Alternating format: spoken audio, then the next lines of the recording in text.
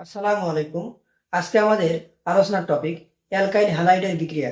আজকে আমরা nucleophilic substitution reaction অর্থাৎ নিউক্লিওফিলিক প্রতিস্থাপন বিক্রিয়া বা এসএন বিক্রিয়া নিয়ে আলোচনা করব।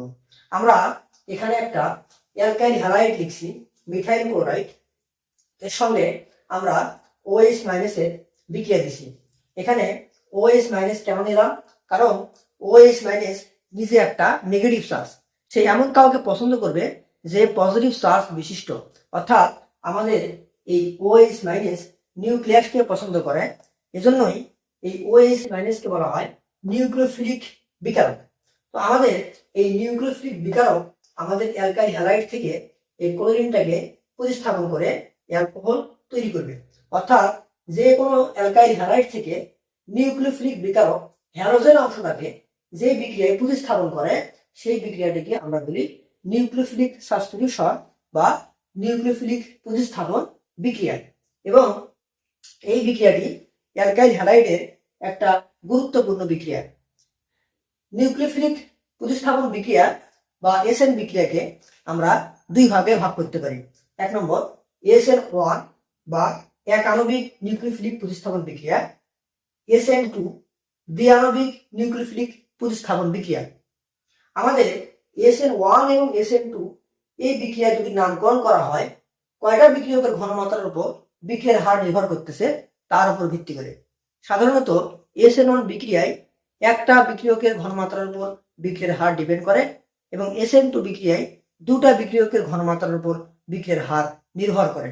আমি যদি বলি আমাদের এই বিক্রিয়াটি একটা SN1 বিক্রিয়া এবং যদি প্রশ্ন করা হয় এই বিক্রিয়ায় আমি যদি নিউক্লিওফিলিক বিকারক এর ঘনমাত্রা ক্রমাগত বাড়াই তাহলে বিক্রিয়ার হারের কি পরিবর্তন হবে?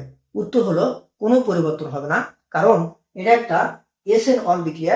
আমি আগেই বলে দিয়েছি, অর্থাৎ SN1 বিক্রিয়ায় বিক্রিয়ার হার একটা বিক্রিয়কের ঘনমাত্রার উপর নির্ভর করে। এখন আমরা SN1 বিক্রিয়া বা এক আণবিক নিউক্লিওফিলিক প্রতিস্থাপন বিক্রিয়া নিয়ে আলোচনা করব।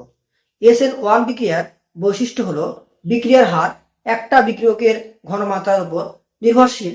বিক্রিয়াটি দুই ধাপে ঘটে এবং কার্বোক্যাটায়ন তৈরি হয়। আমরা ধরে নিলাম আমাদের একটা 3 ডিগ্রি অ্যালকাইল হ্যালাইড এর সাথে একটা নিউক্লিওফিলিক বিকারক OH মাইনাসের বিক্রিয়ায় আমাদের 3 ডিগ্রি অ্যালকোহল তৈরি হয়েছে। আমি বললাম আমাদের এই বিক্রিয়াটি একটা SN1 বিক্রিয়া, তাহলে আমাদের এই বিক্রিয়ার হার শুধুমাত্র 3 ডিগ্রি অ্যালকাইল হ্যালাইডের উপর নির্ভর করবে এবং আমাদের এই বিক্রিয়াটি দুই ধাপে ঘটবে। কি কি দুই ধাপ? প্রথম ধাপ কার্বোক্যাটায়ন তৈরি হবে এবং দ্বিতীয় ধাপ উৎপন্ন কার্বোক্যাটায়নের সাথে আমাদের নিউক্লিওফাইল খুব সহজে যুক্ত হয়ে আমাদের প্রধান উৎপাদ তৈরি করবে। এখন কার্বোক্যাটায়ন কিভাবে তৈরি হবে একটু খেয়াল করি। আমাদের 3 ডিগ্রি অ্যালকাইল হ্যালাইডের কার্বন ক্লোরিন বন্ধনের ক্লোরিনের তড়িৎ ঋণাত্মকতার মান কার্বন থেকে বেশি হওয়ার কারণে আমাদের ক্লোরিন বন্ধনস্থ ইলেকট্রনগুলো টান দিবে, ফলে কার্বন একটা ইলেকট্রন হারাবে এবং ক্লোরিন সেই ইলেকট্রনটাকে নিয়ে যাবে। এর ফলে আমাদের কার্বনে একটা পজিটিভ চার্জ তৈরি হবে। এটাকে বলা হচ্ছে 3 ডিগ্রি কার্বোক্যাটায়ন। আমাদের এই 3 ডিগ্রি কার্বোক্যাটায়ন তৈরি হওয়ার পরে আমাদের দ্বিতীয় ধাপে আমাদের নিউক্লিওফাইল OH মাইনাস খুব সহজেই 3 ডিগ্রি কার্বোক্যাটায়নের সঙ্গে যুক্ত হয়ে আমাদের 3 ডিগ্রি অ্যালকোহল তৈরি করবে এবং আমাদের এই বিক্রিয়ার হার শুধুমাত্র এই প্রথম ধাপ অর্থাৎ কার্বোক্যাটায়ন তৈরি হচ্ছে এই বিক্রিয়ার উপর নির্ভর করবে। আমরা জানি কোনো একটা বিক্রিয়ার হার ধীরতম বিক্রিয়ার উপর নির্ভর করে। আমাদের SN1 বিক্রিয়ায় বিক্রিয়ার হার শুধুমাত্র 3 ডিগ্রি অর্থাৎ কার্বোক্যাটায়ন তৈরি হওয়ার বিক্রিয়ার উপর নির্ভর করে। আমরা এখন SN2 বিক্রিয়া নিয়ে আলোচনা করব। এই বিক্রিয়ার কয়েকটা বৈশিষ্ট্য হলো উভয় বিক্রিয়কের ঘনমাত্রার উপর এই বিক্রিয়ার হার নির্ভরশীল, অর্থাৎ এই বিক্রিয়ায় অ্যালকাইল হ্যালাইড এবং নিউক্লিওফাইল এই দুটা বিক্রিয়কের ঘনমাত্রার উপর আমাদের বিক্রিয়ার হার নির্ভর করবে। বিক্রিয়াটি এক ধাপে ঘটে এবং এই বিক্রিয়ায় মধ্যবর্তী জটিল অবস্থা তৈরি হয়। আমরা এখন দেখব SN2 বিক্রিয়ার মেকানিজম কি, কিভাবে এই বিক্রিয়া ঘটে।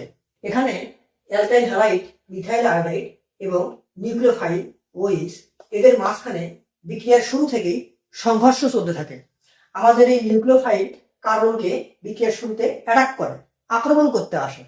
এই নিউক্লিওফাইলের ভয়ে এই কার্বনের সঙ্গে যে হাইড্রোজেনগুলো যুক্ত আছে এরা জায়গা করে দেয় এরা একটু সংকুচিত হয়ে আমাদের নিউক্লিওফাইল যাতে কার্বনকে অ্যাটাক করতে পারে সেই সুযোগ তৈরি করে দেয়।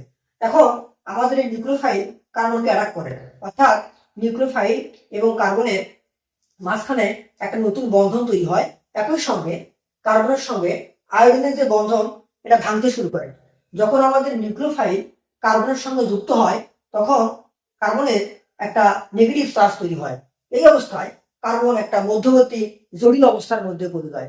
কেন? কারণ আমরা জানি কার্বনের হাত 4টা, কিন্তু এখানে একটু খেয়াল করলে আমরা দেখবো এখানে কার্বনের হাত 5টা হয়ে গেছে। এখন এই মধ্যবর্তী জটিল অবস্থা থেকে মুক্তি পাওয়ার জন্য কার্বন তার সঙ্গে যুক্ত আয়োডিনের বন্ধনটা এটা এক পর্যায়ে ভেঙে চলে যায়, আয়োডিন বের হয়ে যায় এবং আমাদের এই নিউক্লিওফাইল কার্বনের সঙ্গে যুক্ত হয়ে আমাদের অ্যালকোহল তৈরি করে এবং এই আয়োডিন কার্বনের নেগেটিভ চার্জ দিয়ে বের হয়ে আয়োডিন আয়োডাইড মাইনাস আয়ন তৈরি করে। এভাবে আমাদের বিক্রিয়াটি সমাপ্ত হয়।